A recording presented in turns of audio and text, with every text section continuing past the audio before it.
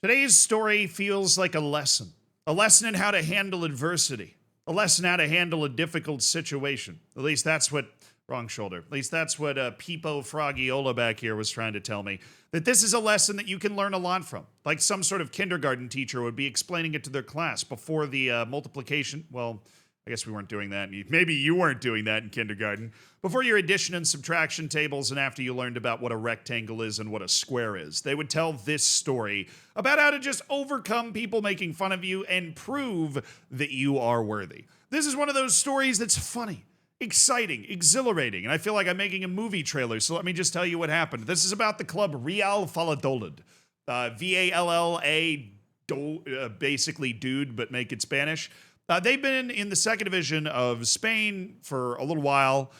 I'm saying that because I actually have no idea how long they've been there. I just know that they're there now, and I know that they're actually owned by Ronaldo Nazario, which is a random side fact, because I found this Sun article, which outside of me having to compromise all my morals just to open up the article in the first place, presented me with the headline, Disaster, Demand that he sell the club and leave now as the team is relegated from the top flight, which I would imagine indicates that they have been in the second division for exactly one season, because they've been relegated into it. Amazing deductive skills here. This is why you come to this channel, for incredibly deep, analytical, highly informed breakdowns. Or just some dude with a mustache reacting to the news in a Curacao jersey. That works too. But the Real Valladolid season was not going particularly well this year in their bid to get back to La Liga. They hired Paulo Petzolano to save them from relegation out of La Liga, but he obviously wasn't able to do that because I already spoiled it for you and told you that they did get relegated from La Liga and get sent down to the Segunda Division. But in a weird turn of events, despite the pressure on the club and everything else, you get relegated, it's nasty. Paulo Petzolano, well, because maybe he was given the job in April, right? Like he was an emergency hire. He was given the year to try and get the club promoted back up to La Liga. He was not fired. He did not leave. He stayed with Real Valladolid as they went down to the Segunda Division to try and get themselves back into La Liga, which is interesting. I mean, that doesn't happen, I feel like, a lot of the time. But he stuck around, and he stuck around the entire season as Real Valladolid has battled its way into the top part of the table, and they ended up with a couple of matches to go this season,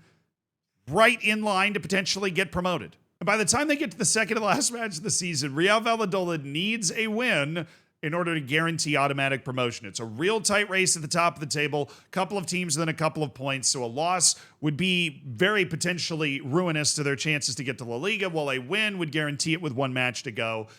And they ended up going up 1-0. So what's the problem? You know, my boy Petzolano has guided Real Valladolid to glory, to greatness, right? This dude is, he's trying to make it back to his Italian homeland by getting all the way into Europe, okay? But then they conceded twice. In the second half, actually, they gave up a goal in the 76th minute, and then they gave up a goal in the 86th minute to Villarreal's B team, which you can't look. If you know anything about the Spanish second division, you cannot be losing to the B teams. All right, the B teams are the teams that you were supposed to be able to beat. Okay, they are not even the senior team from that club, particularly a club like Villarreal.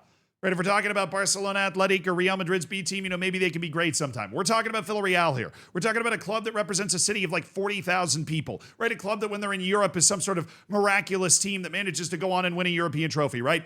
This is not the B team that you need to be losing to. So Real Valladolid's fans became very upset, and they started chanting, "Resign Petzolano." Right? They started chanting that after they go down 2-1, right? Because they're going to blow automatic promotion. It's looking terrible. It's going to go down to the last match of the season. It's going to be a giant mess. And then something happens. A whole bunch of nonsense breaks out. The bench goalkeeper, Ferreira, just gets a red card because sure, why not? And then a minute later, Valladolid scores. That obviously helps quiet the chants, right? People are chanting for you to resign because you're about to blow it against Villarreal's B team. Well, now it's 2-2. You've overcome the odds in their late comeback.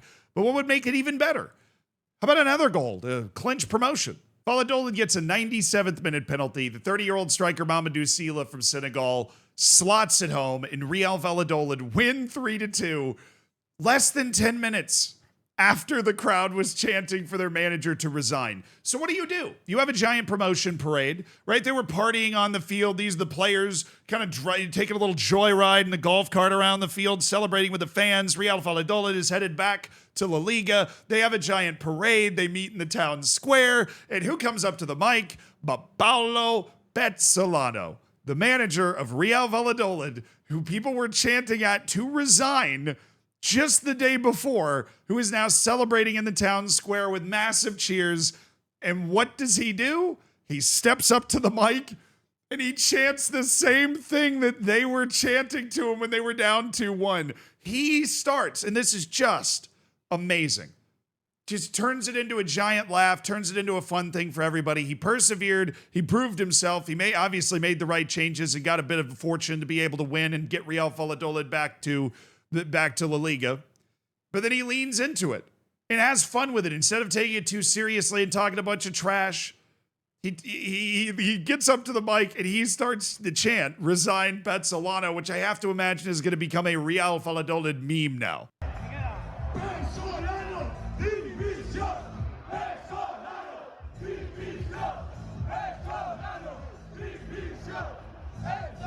That's the guy right there. I have to imagine he was sitting on the side, he was sitting on the sideline when they were down 2-1. He's like, if we come back, we're going to have this freaking parade and I'm going to do the chant right back at them. And then it ends up working out. And this is just awesome. I love when people can have fun with this sort of stuff. The fans seem to be having fun with it too. A lot of them are kind of chanting along with it as well. Although I'm sure a few of them are actually confused. But anyways, this was cool. Congrats to Real Valladolid. We love a big plaza party.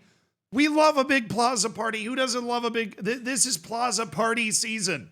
Get yourself promoted and have a plaza party. Have some Jamon Iberico. Oh, sorry, I said it wrong the first time.